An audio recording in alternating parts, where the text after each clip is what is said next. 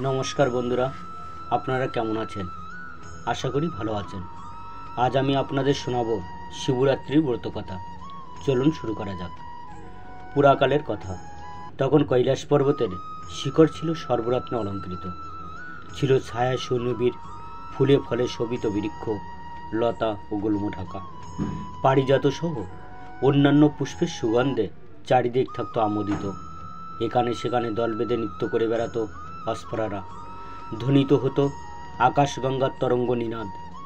ব্রহ্মার্ষিদের কণ্ঠ থেকে শোনা যেত বেদধ্বনি। এই কৈলাস শিখরে শিব পার্বতী বাস করতেন। গন্ধর্ব, সিন্ধু, চারণ প্রভৃতি তাদের সেবা করত। পরম সুখে ছিলেন শিব পার্বতী। একদা পার্বতী শিবকে প্রশ্ন করলেন, ভগবান, আপনি ধর্ম, অর্থ, কাম ও মোক্ষদাতা। আপনি কোন ব্রত বা তপস্যা সন্তুষ্ট হন? দেবী পার্বতীর কথা শুনে শিব বললেন, দেবী, ফাল্গুন মাসের কৃষ্ণপক্ষের চতুর্দশী তিথি রাত্রিকে শিবরাত্রি বলা হয়। এ রাত্রিতে উপবাস করলে আমি অত্যন্ত সন্তুষ্ট হই।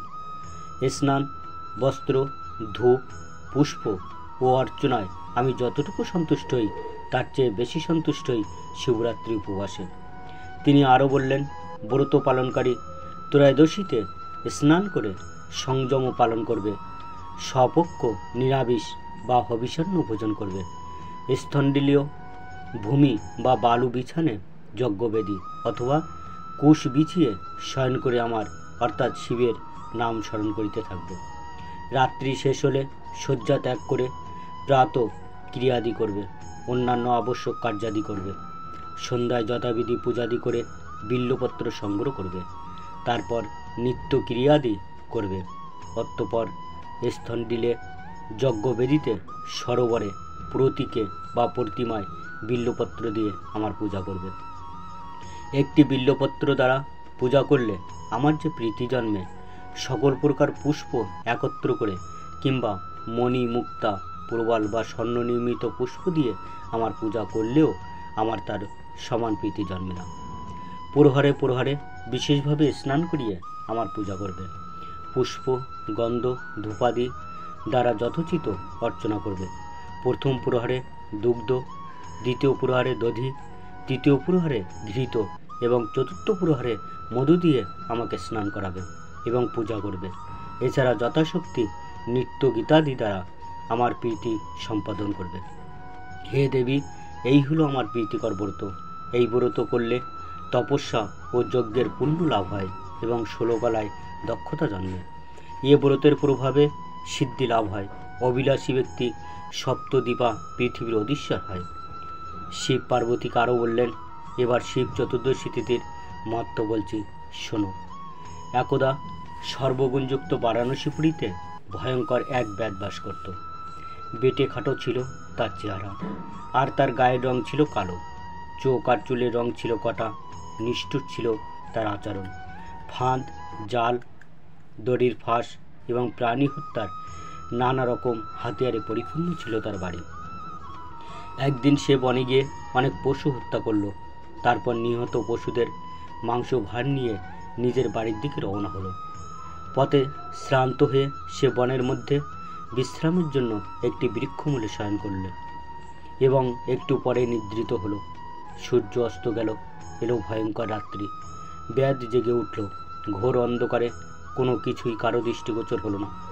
অন্ধকারে হাতড়ে হাতড়ে সে একটি শ্রীফল বৃক্ষ এবং বিল্ল বৃক্ষ পেল। সেই বিল্ল বৃক্ষে সে লতা দিয়ে তার মাসার বেঁধে রাখল। বৃক্ষতলে হিংস্র জন্তুর ভয় আছে এই ভেবে সে নিজেও ওই বিল্ল বৃক্ষে উঠে পড়ল। শীতে ও ক্ষুধায় তার শরীর কাঁপতে লাগলো। এভাবে সে শিশির ভিজেই জেগে কাটালো সারা রাত।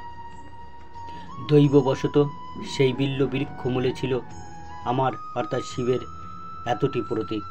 তিথিটি ছিল শিব চতুর্দশী, আর ব্যাধও সেই রাত্রি কাটিয়েছিল উপবাসে। তার শরীর থেকে আমার প্রতীকের উপর হিম বা শিশির ঝরে পড়েছিল। তার শরীরের ঝাঁকুনিতে বিল্লপত্র পড়েছিল আমার প্রতীকের উপর। এভাবে উপবাসে বিল্লপত্র প্রদানে এবং শিশিরের স্নানে নিজের অজান্তেই ব্যাদ শিবরাত্রি ব্রত করে ফেলল।